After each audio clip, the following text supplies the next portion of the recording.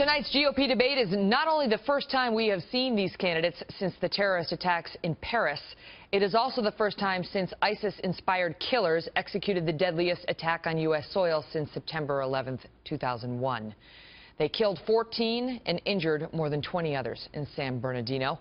The latest Gallup poll shows terrorism is now the top concern among Americans for the first time since the bombings in Madrid and London back in 2004 and 2005. And now the candidates are vying to be our next commander-in-chief are going to have to answer some tough questions, both on keeping America safe and on how they'll take on this terror group. Joining us now, Pavlich, a townhall.com news editor and a Fox News contributor. Also, Benson, also a Fox News contributor and co-author of the book, End of Discussion. Great to see you both. So, Katie, let me start with you. The political beneficiaries of terror becoming front and center in the voters' minds are who among the GOP field? Well, polling shows that Donald Trump is actually out in front when it comes to who they think in the GOP primary race can handle ISIS, because he's very blunt with taking on the situation, right, just as he is with other topics. But when it comes to substance, I think that Marco Rubio really comes out on top here, because for months he's been very consistent in talking about the ISIS threat and foreign policy as a whole in a way that is deep, that is substantive. Let's not forget that he serves on the Senate Intelligence Committee. He has access to intelligence reports that maybe the general public doesn't know about. He knows what's going on, and he's actually offered a pretty significant plan to defeat ISIS that requires maybe boots on the ground. He's been very honest with the American people about what the threat is and how he's going to address it. This is one area, Guy, where Rubio and Cruz are likely to go at it tonight, because Rubio has been hitting Cruz relentlessly on the fact that Cruz wanted to see that NSA surveillance program revealed by Edward Snowden repealed, and it was. And our government has lost those abilities now, thanks in part to a vote by Senator Ted Cruz.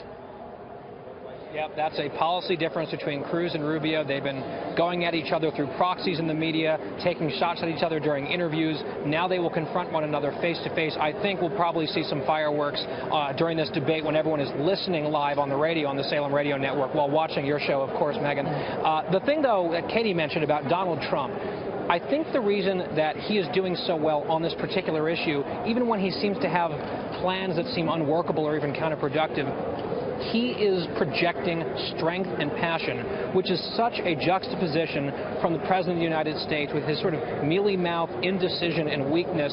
Trump senses that moment. He senses the frustration and the apprehension among the American people, and he's filling the void. For good or for ill, he is stepping up to the plate and speaking from sort of a gut feeling that many Americans share. And there's something refreshing to a lot of voters, Katie, in hearing somebody like Trump say, we're going to bomb the S out of ISIS. Right. I mean, it's just, it's exactly it's the polar opposite of what we hear right now from, the sitting commander-in-chief. Yeah, well, they're happy to see that they're happy to see a candidate who is willing to talk about this in a way that is real. When people see terrorism happening in neighborhoods that look like theirs on the news, they want someone in charge who's going to go after their enemies. They're scared. We've seen in the past week.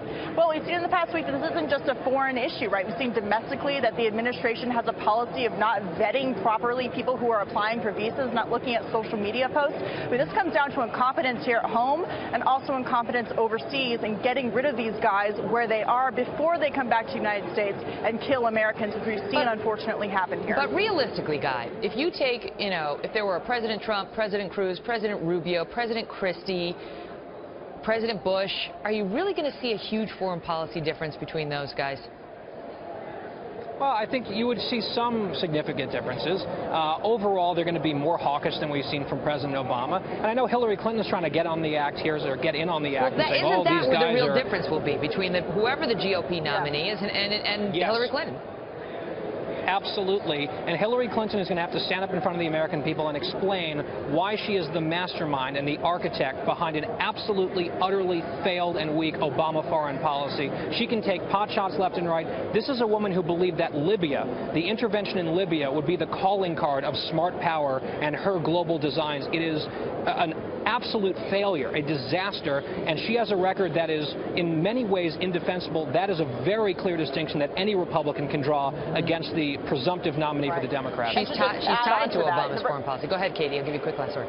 Well, she has, Republicans would be wise not to attack each other on foreign policy tonight. They'd be wise to keep their sights focused on the Obama administration and, of course, on Hillary Clinton. And so we will know by the end of this evening whether Republicans are wise. And we will examine that for you during our live midnight broadcast. Thank you both. You look adorable. You sort of look like a couple on top of a wedding cake standing there together. Thank you so much for being here. We're so cute. Thanks, Megan. See you soon.